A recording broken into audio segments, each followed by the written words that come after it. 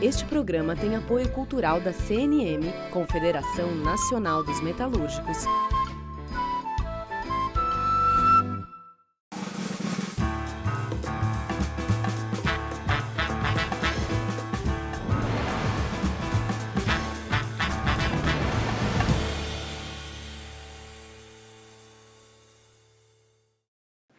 Começa agora mais um Entrevistas aqui na TVT que segue o que determinam as autoridades sanitárias, a Organização Mundial da Saúde, razão pela qual o entrevistado está na casa dele e o entrevistador está na minha casa. E o entrevistado hoje é o ex-presidente do BNDES por quase 10 anos, Luciano Coutinho, que enfrentou crises, e não foram poucas, à frente do BNDES, ele que é economista, e que vai começar, Luciano, nos respondendo a singela questão. Como é que você está avaliando os esforços da área econômica do atual governo, se assim podemos chamar isso que nós temos de governo, diante desta pandemia? Muito obrigado por ceder seu tempo à TVT. Foi um prazer participar, Juca, e desse seu programa, que eu sei que tem uma audiência crescente, e na TVT. De maneira que eu vou direto à tua pergunta. Eu classifico o desempenho como inepto, né? Nas duas esferas. Na esfera da saúde, por conta de todo o desencontro e também pelo fato de que o desempenho orçamentário do governo federal na área de saúde é, no mínimo, sofrível. O volume de verbas transferidas para os sistemas de atendimento, é importante chamar a atenção o seguinte, que a rede hospitalar brasileira, falando aqui da rede SUS, da rede pública, 95% dela é gerenciada pelos municípios e pelos estados. O governo federal só tem uma fatia de 5%. E a execução orçamentária para o SUS tem estado muito aquém dos volumes previstos no orçamento normal e também para os volumes adicionais feitos pelo programa de calamidade. É menos de 20% executado. Então, aqui eu estou falando de uma coisa documentada, né, na execução orçamentária. Sem falar do desencontro de orientação, do fato que tivemos a sucessão de ministros da saúde, etc., né, sem eficácia nas políticas. E isso prolongou o período de contaminação, agora afetando mais as cidades do interior, e nós não sabemos exatamente quando o processo vai refluir, o processo de contaminação vai começar a reduzir efetivamente para colocar sob controle a pandemia. A questão é que esse desempenho muito medíocre, para dizer o mínimo, na área sanitária, agrava os efeitos econômicos. Os efeitos econômicos têm sido muito negativos, começando pelo desemprego, né? Já em abril e maio, nós tivemos uma queda, um recuo forte do total de população ocupada no Brasil. Pela primeira vez nas séries históricas, menos da metade da população em idade de trabalhar está ocupada, né? E nós fizemos quase, até maio, inclusive, menos 8 milhões de pessoas deixaram ou a sua ocupação ou o seu emprego, não é? Mas Luciano, era possível evitar isso em meio ao isolamento social, mesmo que parcial, como se deu no Brasil? Teria sido possível minimizar isso. Primeiro, se o crédito tivesse efetivamente chegado às pequenas e médias empresas, né? E aqui o desempenho foi pífio, né? O governo criou linhas de suporte às pequenas empresas que pareciam promissoras, né? Na qual o governo oferecia 85% dos recursos a serem operados pelo sistema bancário, que entraria com 15%. Porém, o tabelamento do juro fez com que o sistema bancário não quisesse correr nem o risco dessa parcela de 15%. Isso aqui foi uma coisa mal pensada, porque o governo, para quem garante 85%, garante logo 100%. Se o governo tivesse colocado 100% dos recursos, era a diferença entre colocar 36 bilhões ou colocar 40 bilhões. Então, o governo poderia ter colocado uma linha mais generosa e com mais recursos, até por mais tempo, né, para financiar a folha de pagamento das empresas em condições muito favoráveis, né? Era um juro baixinho, igual a Selic, com a carência e com um pagamento esticado lá para frente. Isso talvez tivesse poupado poupado bastante o desemprego formal por parte da indústria, da construção e dos Mas serviços. Luciano, por que, eu vou usar o termo, por que esta economia porca, embora 4 bilhões não seja exatamente uma economia porca, mas por que esta desconfiança ou esta insegurança do governo de fazer as coisas completamente? Eu creio que há aqui aquela visão fiscalista exacerbada, né?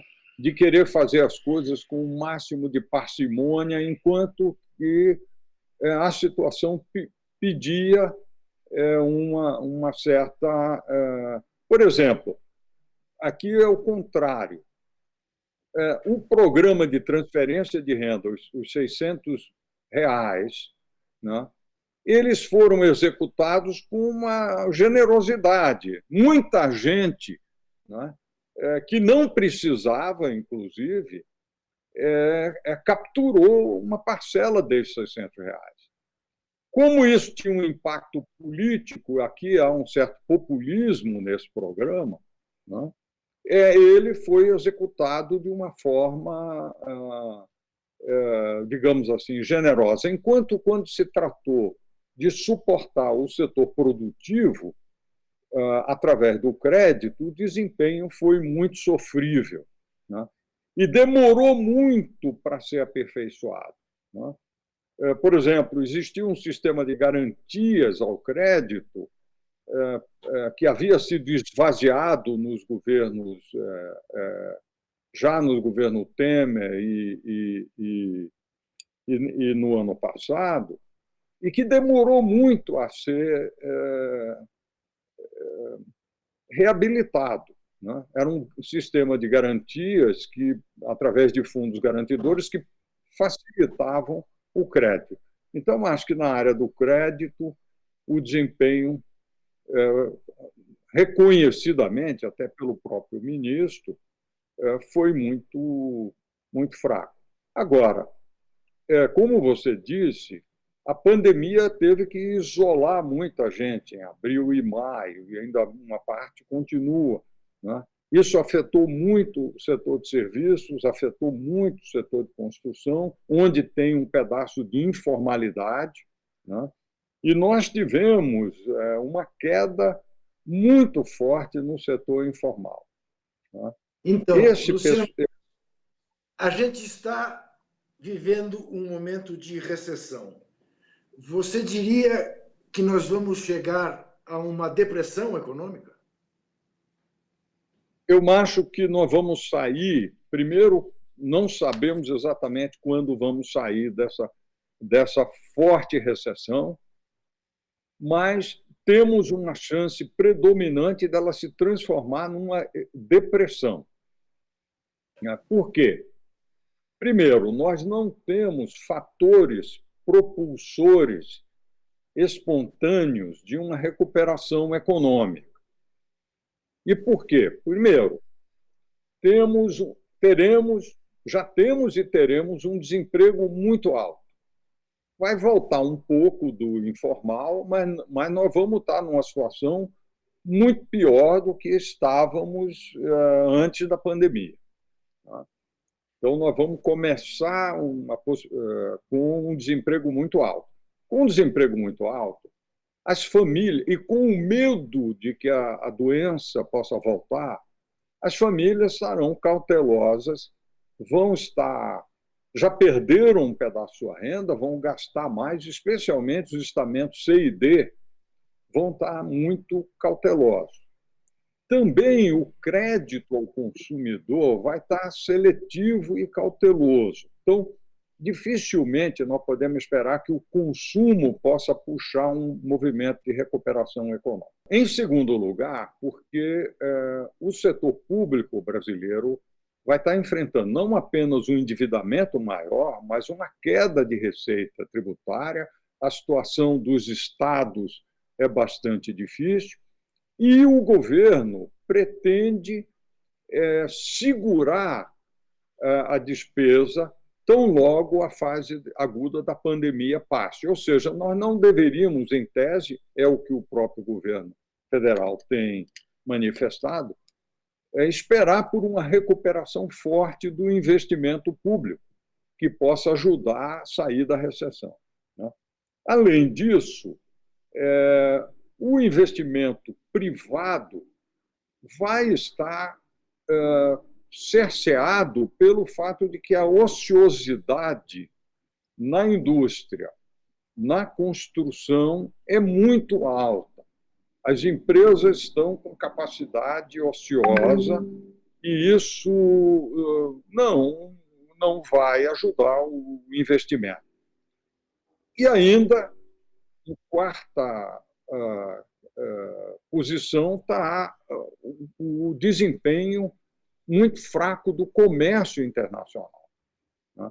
Nós também não devemos esperar que a exportação possa ajudar a recuperar a economia, com a exceção da China, que é o único mercado grande de exportação brasileira que voltou a crescer, e temos o nosso agronegócio competitivo. Então, com a exceção do agronegócio, eventualmente da área mineral, Vale do Rio Doce exportando minério, né, nós não vemos fatores propulsores de uma recuperação da economia. Então, ao contrário, os fatores de mercado existentes são no sentido de realimentar o processo recessionista. Então, nós temos, sim, o risco de ingressar numa longa recessão ou numa depressão econômica. Então, eu queria que você respondesse agora a Maria Rosane, do Sindicato dos Bancários. Olá, Juca. Olá, Luciano. Eu sou a Maria Rosane, sou diretora do Sindicato dos Bancários de São Paulo e para mim é um imenso prazer poder participar do programa Entrevistas. Luciano, olhando para a situação atual do nosso país em meio a essa crise sem precedentes e comparando com os governos Lula e Dilma, eu gostaria que você nos falasse sobre o papel do Estado como indutor do desenvolvimento e das empresas e bancos públicos que são seus catalisadores. Muito obrigada e um forte abraço a vocês. Eu acho que a tua pergunta é muito boa, porque ela aponta um caminho para a recuperação da economia brasileira depois da pandemia. E sem uma capacidade do Estado planejar e organizar um processo de investimento maciço em infraestruturas sociais e econômicas, nós não vamos sair dessa recessão. De que eu estou falando? Eu estou falando em algumas coisas mais ou menos intuitivamente compreensíveis, né? As infraestruturas têm grandes carências no Brasil, né? Eu estou falando aqui de rodovias, ferrovias, sistemas portuários, e estou falando também nas infraestruturas sociais, né?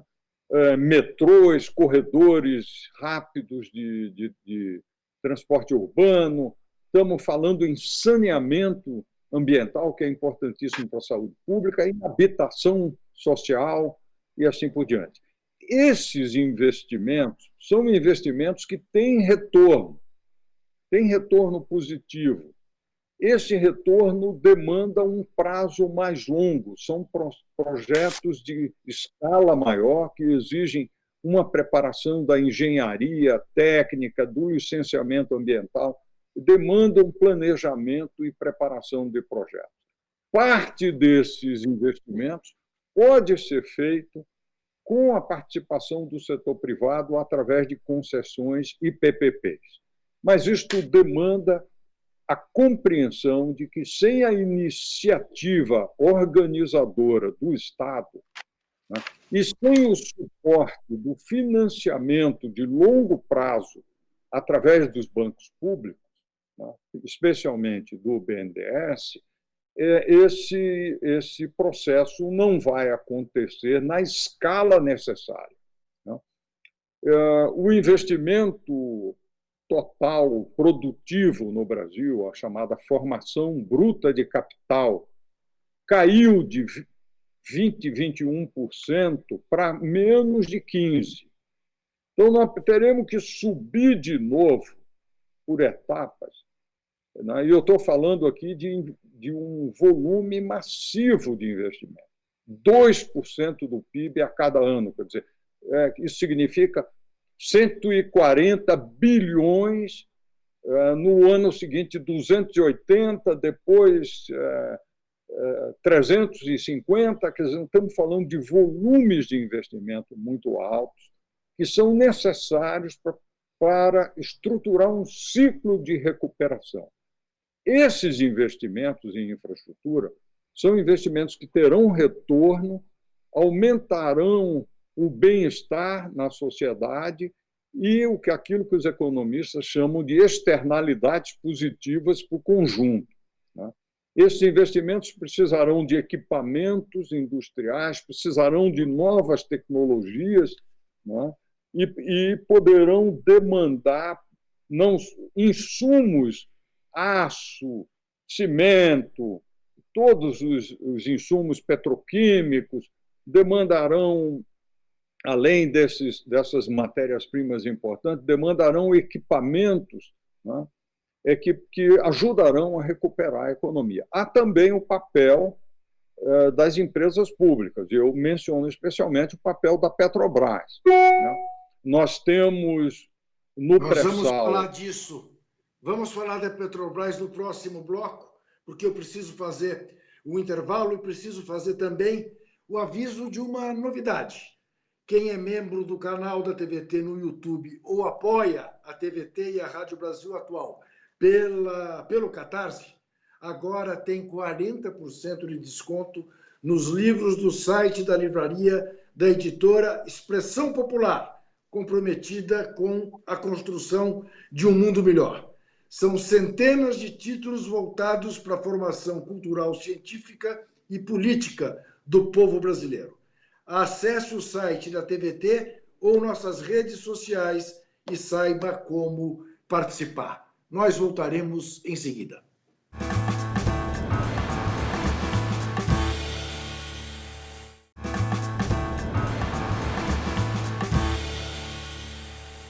Você falava, Luciano, do papel que a Petrobras deverá ter para ajudar a sair da recessão. Pois é, a Petrobras, assim como em 2009, 2010 havia a possibilidade de explorar o petróleo do pré-sal, e a Petrobras foi uma das molas propulsoras do enfrentamento daquela crise, né? Acelerando os investimentos. Nesse momento, também, a política da Petrobras de desalavancar a empresa, vender ativos, etc., deveria ser substituída por uma política de expansão dos investimentos, especialmente na área do gás, né? Porque as reservas do pré-sal têm muito gás, né? E esse gás poderia ser capturado, canalizado e bombeado por grandes dutos submarinos até a costa, tratado e transformado em um novo vetor de crescimento de uma forma mais barata de energia, né?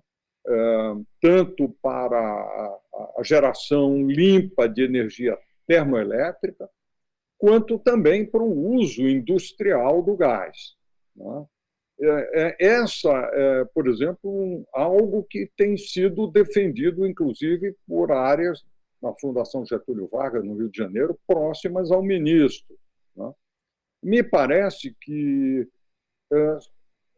é difícil esperar que o setor privado faça sozinho esses investimentos pioneiros, que são investimentos bastante pesados, né? Sem o concurso, sem a participação da Petrobras, né? Então, eu creio que aqui é outra oportunidade que deveria ser mobilizada para ajudar a arrancar a economia dessa recessão. Queria que você respondesse agora a jornalista lá do Sergipe, Caroline Santos. Sou Caroline Santos, jornalista de Aracaju, Sergipe. Quais os setores, na sua opinião, o BNDES deveria investir para fazer o Brasil sair da crise? Olha, Carolina, obrigado. A tua pergunta ela se encaixa nas minhas respostas aqui. Eu creio que o BNDES deveria não apenas ser um assessor para estruturar projetos, mas ser um grande financiador dos investimentos em infraestrutura, né? Por várias razões. Primeiro, os volumes necessários de investimento em infraestrutura são muito altos e a expectativa de que o mercado de capitais venha a financiar nessa escala me parece de total irrealismo, né? O mercado de capitais é muito relevante, ele deve contribuir, mas o mercado de capitais é muito avesso ao risco. Ele não gosta muito de entrar em projetos, os economistas chamam de greenfield, projetos novos que estão começando do zero, né? Ele gosta de entrar em projetos que já estão perto de terminar, até porque esses grandes projetos têm, às vezes, períodos de construção que levam 3, 4, 5 anos, tá? E ao longo desse período pode existir alguma incerteza, algum risco, de maneira que o interesse maior do mercado é financiar projetos que já têm retorno de caixa funcionando, né? Aí é fácil, né? Então, o que é a estratégia inteligente? No período difícil, no período de maior risco, entra o crédito público de longo prazo, né? Principalmente através do BNDES, mas, se possível, em consórcio com bancos privados. Eu não tenho nada contra o setor privado. Eu acho que deve convidar, o setor privado deve ser participante. Mas, na verdade, o realismo nos leva a entender que é preciso que a iniciativa venha sendo ancorada pelo banco público.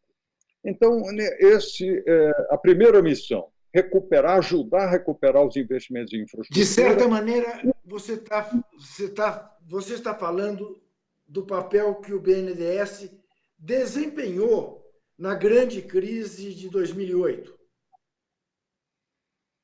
Sim, nós trabalhamos na grande crise de 2008 com uma diferença, é que em 2008 a taxa de juros, a taxa Selic era altíssima, 13%, 14%. Hoje a taxa Selic é de 2%. Porém, foi feita uma mudança no cálculo da taxa de juros de longo prazo, que é a taxa de juros utilizada pelo BNDES. Infelizmente, essa mudança foi uma coisa prematura e pouco inteligente, porque ela vinculou a taxa de longo prazo a títulos públicos, a taxa dos títulos públicos de longo prazo. Ao longo dessa crise, o juro de longo prazo subiu muito. Ele está perto entre 7% e 7,5%, quando a Selic está em 2%. Temos uma estrutura de juro mais normal hoje, com juro de curto prazo baixo, né? A Selic está em 2,25%, o mercado espera que ela caia para 2%. Muito bem. Mas o juro de longo prazo ele está muito alto, porque ele é a base sobre a qual terão que incidir spreads, não é? A rentabilidade dos bancos, o risco, as taxas de risco, de maneira que, com a inflação mais baixa, a taxa real de juro de longo prazo é superior a 6%, 7%. É uma taxa muito alta para suportar investimentos de longo prazo, né? Ô, Luciano, para baixar a bola, para que o nosso leigo espectador, como eu, entendam perfeitamente, deixa eu pôr uma bola no chão aqui. Essa é a pior crise que você, como economista, estudioso, já viu acontecer no Brasil?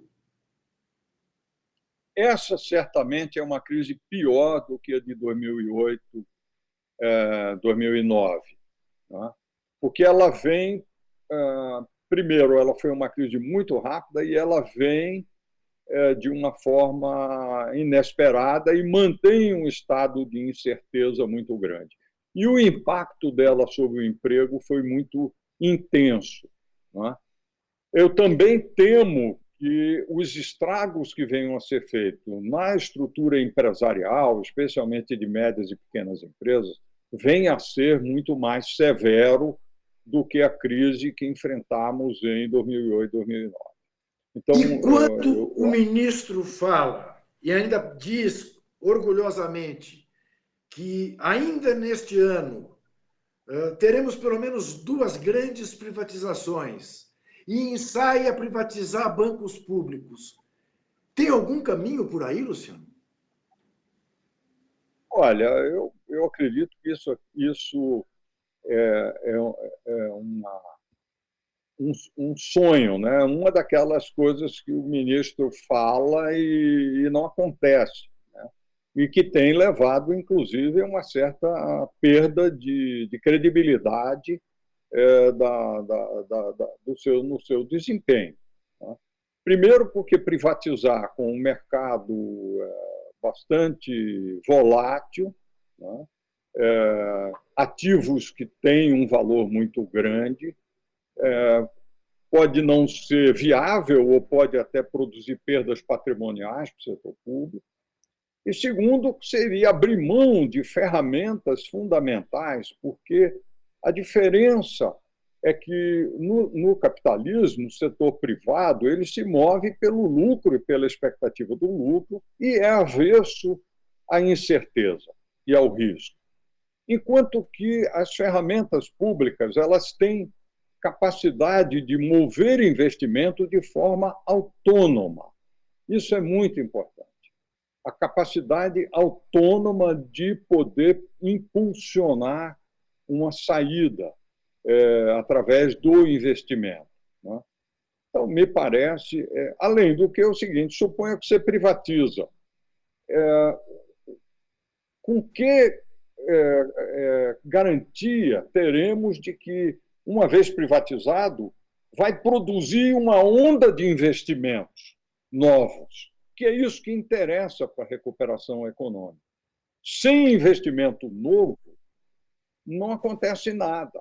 Então, você troca a propriedade, Tudo bem, você vai dizer, não, a gestão vai ficar mais eficiente, mas o relevante é investimento novo, né? O relevante para a sociedade, para o crescimento.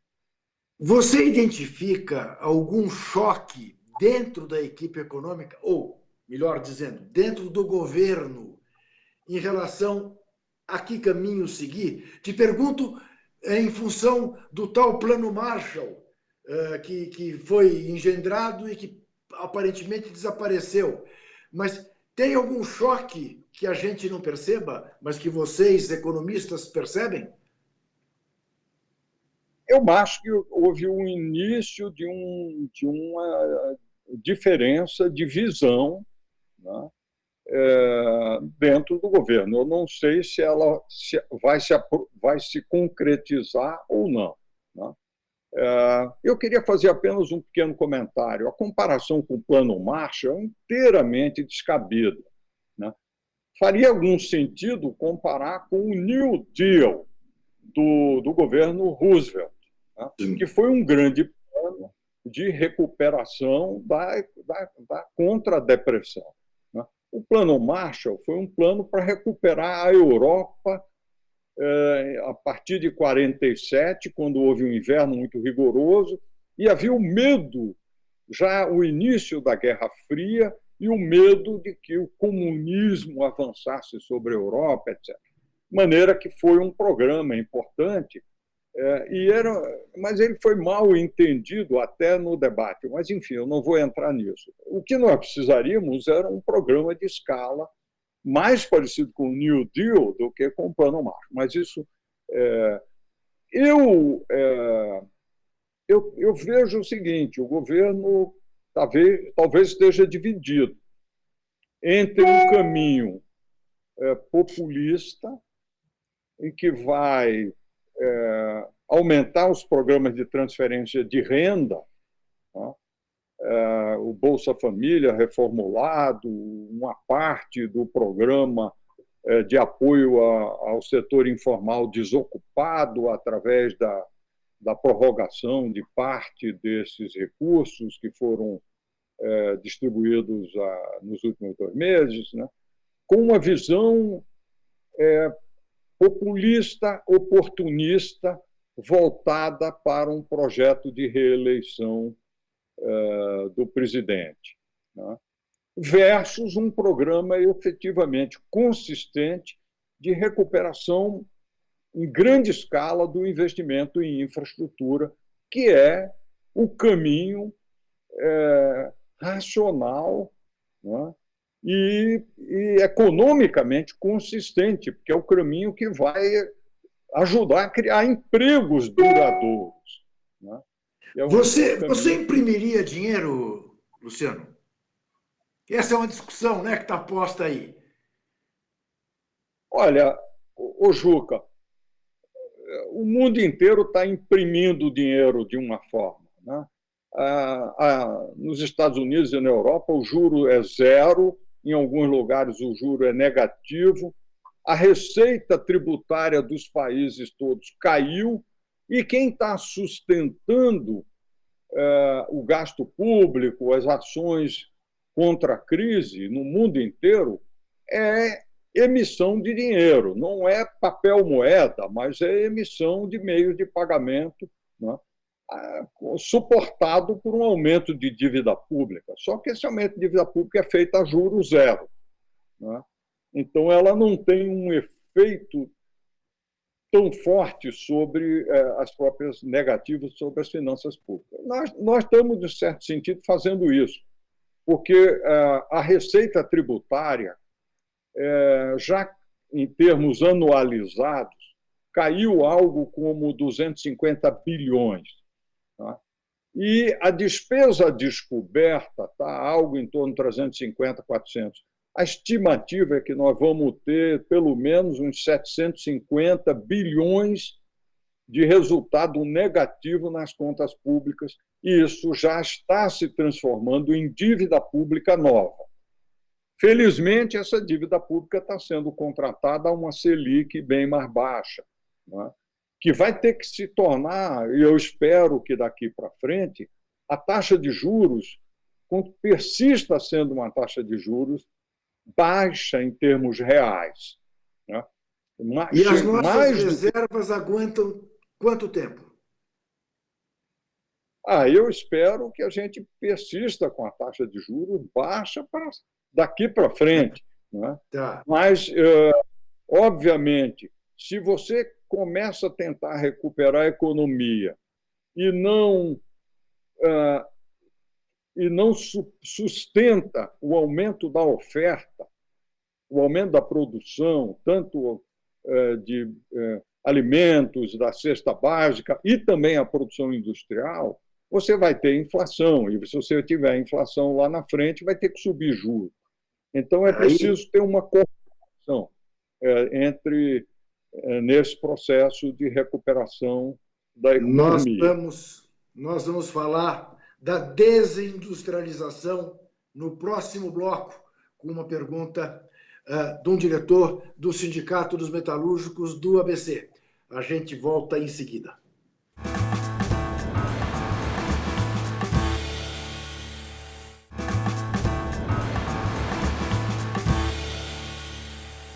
Então, vamos voltar com a pergunta do diretor executivo do Sindicato dos Metalúrgicos do ABC, Wellington Damasceno. Boa noite a todas e todos, boa noite Juca, boa noite Luciano Coutinho. Bem, o Brasil tem enfrentado um processo de desindustrialização acelerada, sobretudo nos últimos anos, por falta de uma estratégia de políticas do governo federal. E agora isso tende a se agravar com o cenário de pandemia que não só nós, mas o mundo está enfrentando e que lamentavelmente está tirando a vida de milhares de pessoas. Mas também tem colocado à prova os sistemas de saúde, a capacidade de produção de insumos e equipamentos médico-hospitalares e também a estratégia de muitos países de concentrar a produção em algumas regiões do mundo, por exemplo, a China. Nesse momento, muitos países desenvolvidos têm aproveitado a pandemia e essa situação que ela trouxe de falta de materiais e equipamentos para mudar a sua estratégia das cadeias globais de valor e também internalizar parte das produções, sobretudo as estratégicas, para que num momento como esse de crise humanitária no mundo todo, não fique refém dessa produção espalhadas em determinados pontos do mundo. Diante disso, eu queria a sua avaliação, Luciano, de quais as diretrizes de políticas industriais nós poderíamos estruturar para superar a estagnação pelo qual o país tem passado, mas também que aponte a indústria como sendo protagonista desse processo de desenvolvimento econômico que nós tanto precisamos. E por último, como a gente consegue estruturar todas essas políticas, levando em consideração que nós não temos empresas de capital nacional, grandes empresas de capital nacional que pudessem impulsionar esse processo e a gente tem um governo omisso, incapaz e ausente para tocar essa pauta. É isso, muito obrigado pela oportunidade.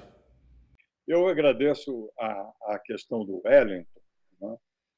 Muito, muito boa, e ela me permite retomar o veio da questão industrial. Tá? Primeiro, a recuperação pode e precisa começar por investimentos massivos em infraestrutura, mas a infraestrutura não vai conseguir caminhar sem o suporte da indústria de bens de capital, da indústria da construção, dos insumos todos, do aço, todos os insumos que entram nesses processos de investimento. Então, a indústria é participante desse processo. Né? Se nós olharmos também as infraestruturas sociais, a mobilidade urbana, os metrôs, tudo isso requer equipamentos, requer tecnologia. Então, a indústria é coparticipante do processo de recuperação. Mas a indústria em si mesma, ela precisa de um projeto novo de crescimento, de desenvolvimento, melhor dizendo.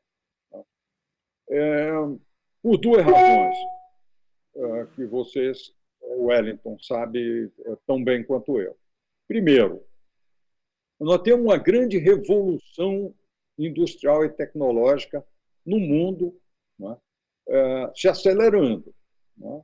Nós vamos ter logo aí a tecnologia 5G que vai multiplicar por 100 a conectividade nos aparelhos celulares, permitindo o desenvolvimento de grandes sistemas de integração através do chamado internet das coisas, né?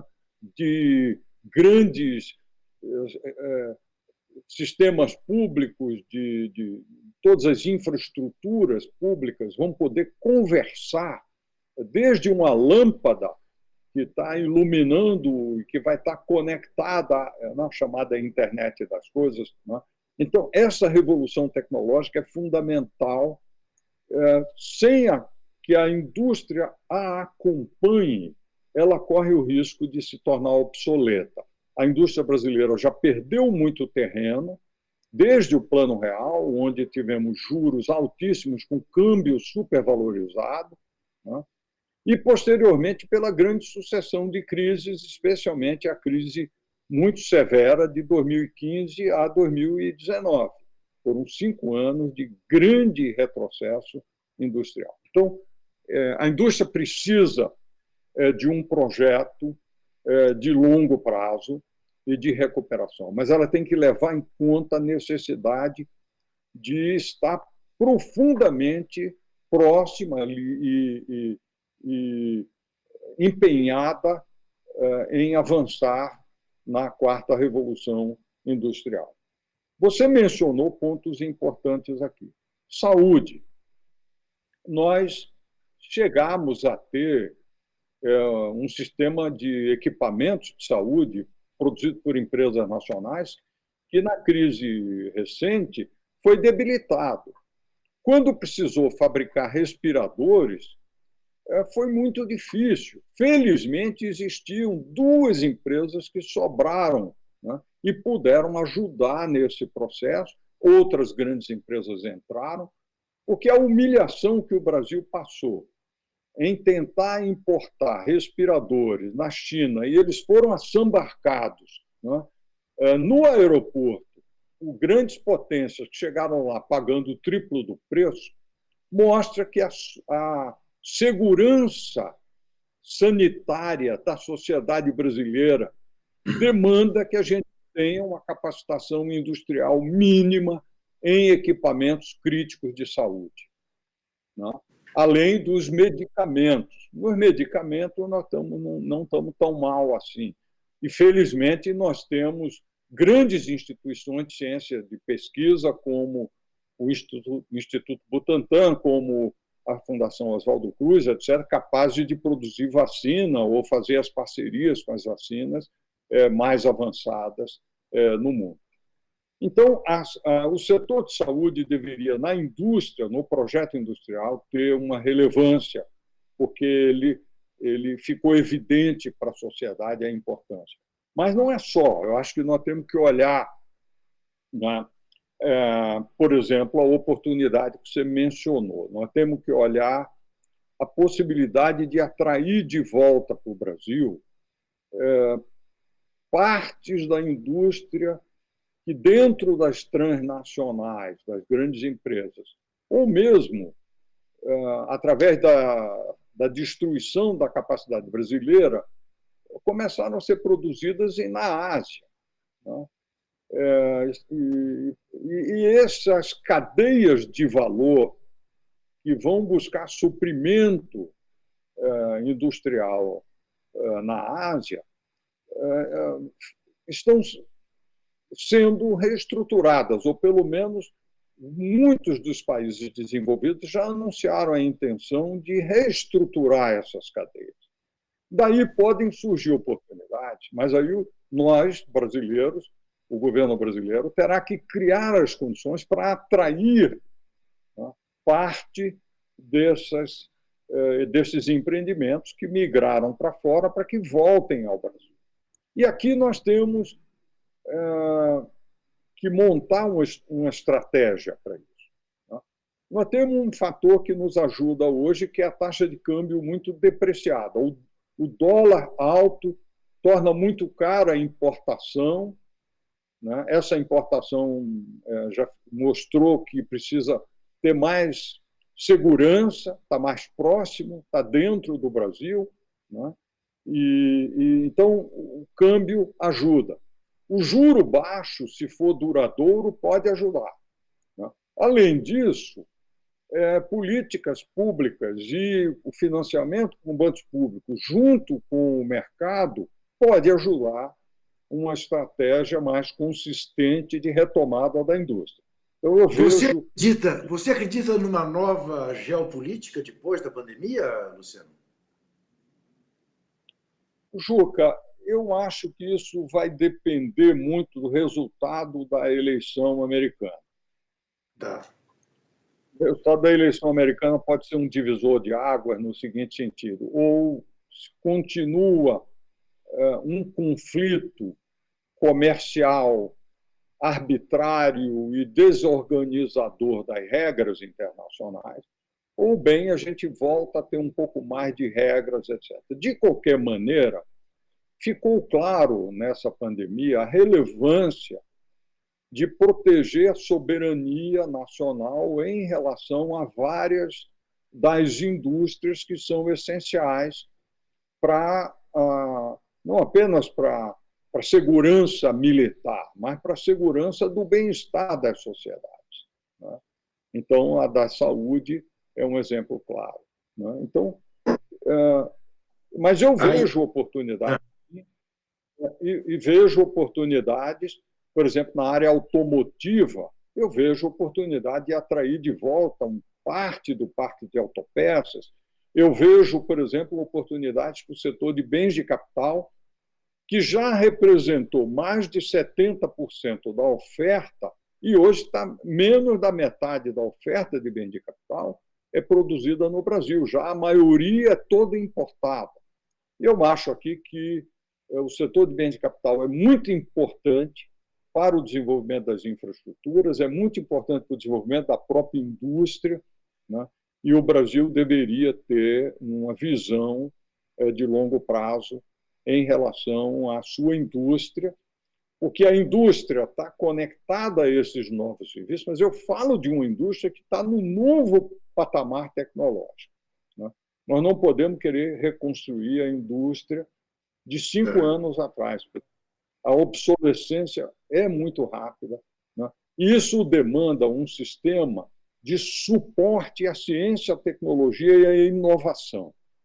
Eu vejo que a política industrial hoje é uma política que tem um componente de ciência, de tecnologia e inovação empresarial muito intenso, né? É esse tipo de política que está sendo praticado nos países que estão avançando, né, de forma relevante no chamado padrão 4.0. Porque você diria que o neoliberalismo está ferido de morte? Olha,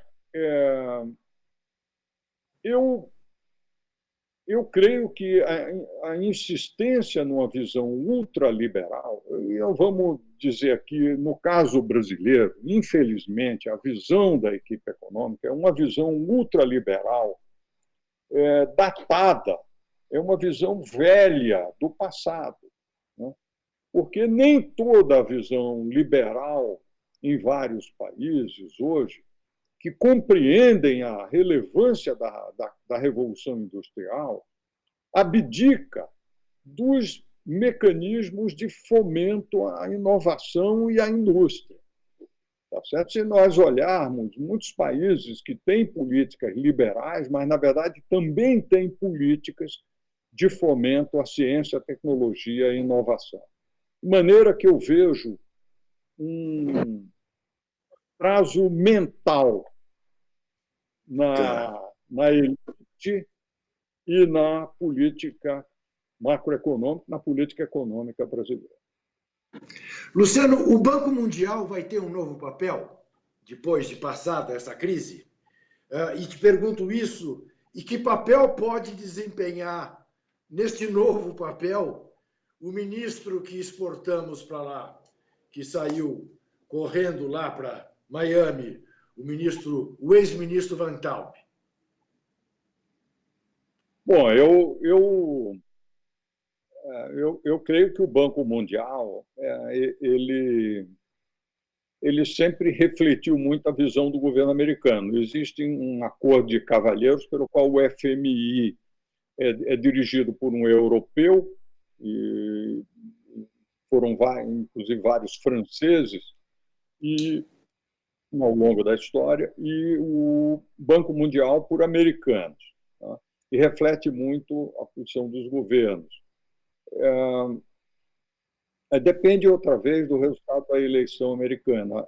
Eu espero que o Banco Mundial, além de se preocupar com reformas e com equidade social, redução de desigualdades, venha a ter um papel mais proativo em relação ao desenvolvimento industrial dos países periféricos. Tá? Então, mas eu não sei te responder. Vai depender do futuro. Não acredito, não conheço o pensamento do Weintraub a respeito de indústria, mas se ninguém conhece. Luciano, ninguém conhece sequer que ele é capaz de pensar. Mas isso deixa por minha conta, não por tua. Como derradeira pergunta por hoje, que eu te queria saber. Fala-se muito das nossas reservas e que elas seriam um fator de tranquilidade para o enfrentamento da crise. O que isso significa em termos de tempo? Quanto tempo aguentam as nossas reservas? Olha, te agradeço essa pergunta, Juca, porque ela é extremamente oportuna, né? Em junho do ano passado, 2019, um ano atrás, a reserva externa brasileira estava em 378 bilhões. No segundo semestre do ano passado, o Banco Central vendeu reservas para tentar estabilizar a taxa de câmbio, né? Vendeu reserva no mercado à vista, cerca de 27 bilhões, e a reserva caiu de 378 para 557. Então, houve uma redução já importante, até voluntária, na reserva. O objetivo disso era ajudar a bater dívida interna. Acho essa uma ideia altamente, enfim, polêmica, discutível, mas vários economistas que só olham para a dívida interna, etc., estão preconizando uma redução da reserva. Pois bem, agora, no primeiro semestre pós-pandemia, a reserva caiu. E pelo número mais recente que eu tenho, que é em torno de dia 20 do mês passado, 20 de junho, há 2 semanas atrás, a reserva estava em torno tinha caído para 234.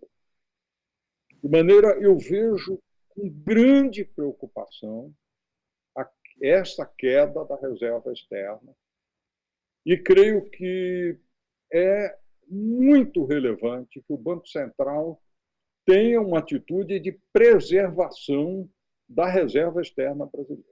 Nós temos que lembrar, Juca, que ao longo de toda a história econômica do Brasil, até o período de 2004 a 2012, e se a gente vier lá dos anos 30, dos anos 40, depois da guerra, nos anos 50, nos anos 60, 70, 80, 90, crises cambiais obrigaram a superdesvalorizações, maxi-desvalorizações da moeda brasileira, produziram crises, recessões, crises políticas e derrubada de governos e presidentes, provocadas por crises cambiais.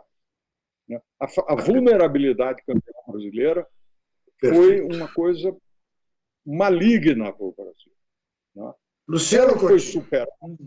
Muitíssimo Ela obrigado. Acumulou essa reserva.